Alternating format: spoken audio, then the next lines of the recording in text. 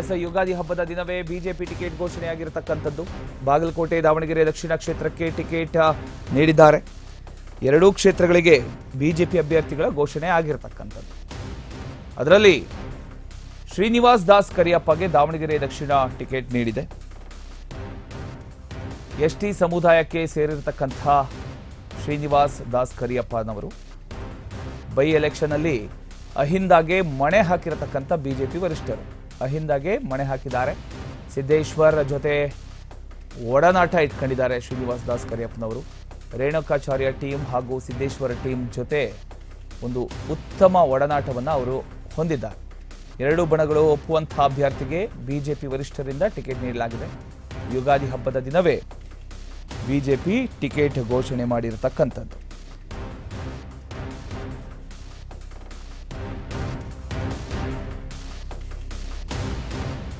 ಯುಗಾದಿ ಹಬ್ಬದ ಸಂಭ್ರಮದ ಮಧ್ಯೆ ಭಾರತೀಯ ಜನತಾ ಪಕ್ಷ ಉಪಚುನಾವಣೆಗೆ ಸಂಬಂಧಪಟ್ಟ ಹಾಗೆ ಮಹತ್ವದ ಒಂದು ಘೋಷಣೆಯನ್ನು ಮಾಡಿದೆ. ಬಾಗಲಕೋಟೆ ಹಾಗೂ ದಾವಣಗೆರೆ ದಕ್ಷಿಣ ವಿಧಾನಸಭಾ ಕ್ಷೇತ್ರಗಳಿಗೆ ಬಿಜೆಪಿ ತನ್ನ ಅಭ್ಯರ್ಥಿಗಳನ್ನು ಅಧಿಕೃತವಾಗಿ ಘೋಷಣೆ ಮಾಡಿದೆ.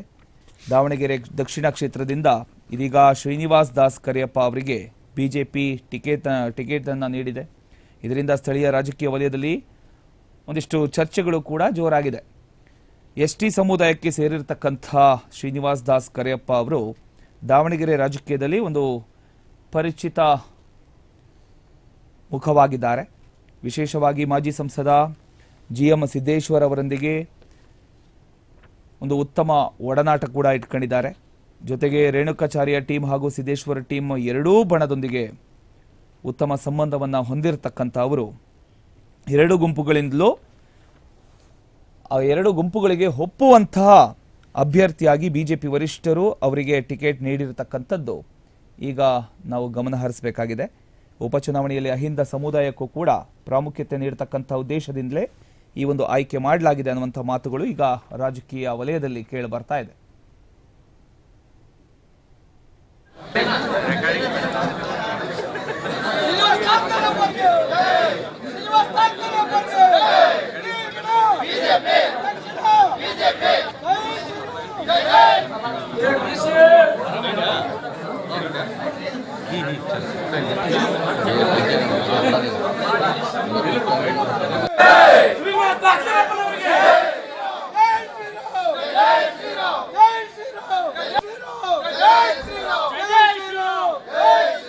ಪ್ರತಿಯೊಂದು ವಿಚಾರವನ್ನು ನಮ್ಮ ನಾಯಕರೆಲ್ಲರೂ ಹೇಳಿದ್ದಾರೆ.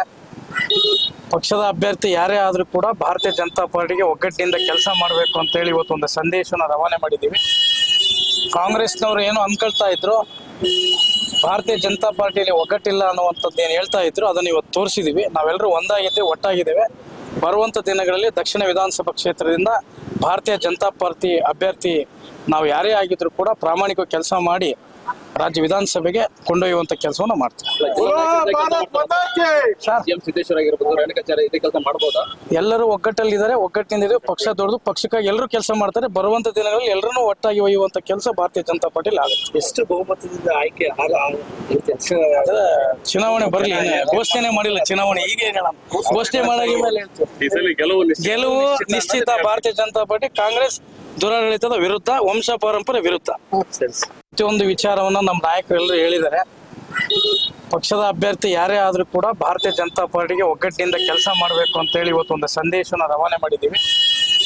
ಕಾಂಗ್ರೆಸ್ನವರು ಏನು ಅನ್ಕೊಳ್ತಾ ಇದ್ರು, ಭಾರತೀಯ ಜನತಾ ಪಾರ್ಟಿಯಲ್ಲಿ ಒಗ್ಗಟ್ಟಿಲ್ಲ ಅನ್ನುವಂಥದ್ದು ಏನು ಹೇಳ್ತಾ ಇದ್ರು, ಅದನ್ನು ಇವತ್ತು ತೋರಿಸಿದ್ದೀವಿ. ನಾವೆಲ್ಲರೂ ಒಂದಾಗಿದ್ದೇವೆ, ಒಟ್ಟಾಗಿದ್ದೇವೆ. ಬರುವಂಥ ದಿನಗಳಲ್ಲಿ ದಕ್ಷಿಣ ವಿಧಾನಸಭಾ ಕ್ಷೇತ್ರದಿಂದ ಭಾರತೀಯ ಜನತಾ ಪಾರ್ಟಿ ಅಭ್ಯರ್ಥಿ ನಾವು ಯಾರೇ ಆಗಿದ್ರು ಕೂಡ ಪ್ರಾಮಾಣಿಕ ಕೆಲಸ ಮಾಡಿ ರಾಜ್ಯ ವಿಧಾನಸಭೆಗೆ ಕೊಂಡೊಯ್ಯುವಂತ ಕೆಲಸವನ್ನ ಮಾಡ್ತೀವಿ. ಎಲ್ಲರೂ ಒಗ್ಗಟ್ಟಲ್ಲಿದ್ದಾರೆ, ಒಗ್ಗಟ್ಟಿನಿಂದ ಪಕ್ಷ ದೊಡ್ಡದು, ಪಕ್ಷಕ್ಕಾಗಿ ಎಲ್ಲರೂ ಕೆಲಸ ಮಾಡ್ತಾರೆ. ಬರುವಂತ ದಿನಗಳಲ್ಲಿ ಎಲ್ಲರೂ ಒಟ್ಟಾಗಿ ಒಯ್ಯುವಂತ ಕೆಲಸ ಭಾರತೀಯ ಜನತಾ ಪಾರ್ಟಿಲಿ ಆಗುತ್ತೆ. ಎಷ್ಟು ಬಹುಮತದಿಂದ ಆಯ್ಕೆ ಚುನಾವಣೆ ಬರಲಿ, ಘೋಷಣೆ ಮಾಡಿಲ್ಲ. ಚುನಾವಣೆ ಈಗ ಘೋಷಣೆ ಮಾಡಾಗಿ ಮೇಲೆ ಗೆಲುವು ನಿಶ್ಚಿತ. ಭಾರತೀಯ ಜನತಾ ಪಾರ್ಟಿ ಕಾಂಗ್ರೆಸ್ ದುರಾಡಳಿತದ ವಿರುದ್ಧ, ವಂಶ ಪಾರಂಪರ್ಯ ವಿರುದ್ಧ.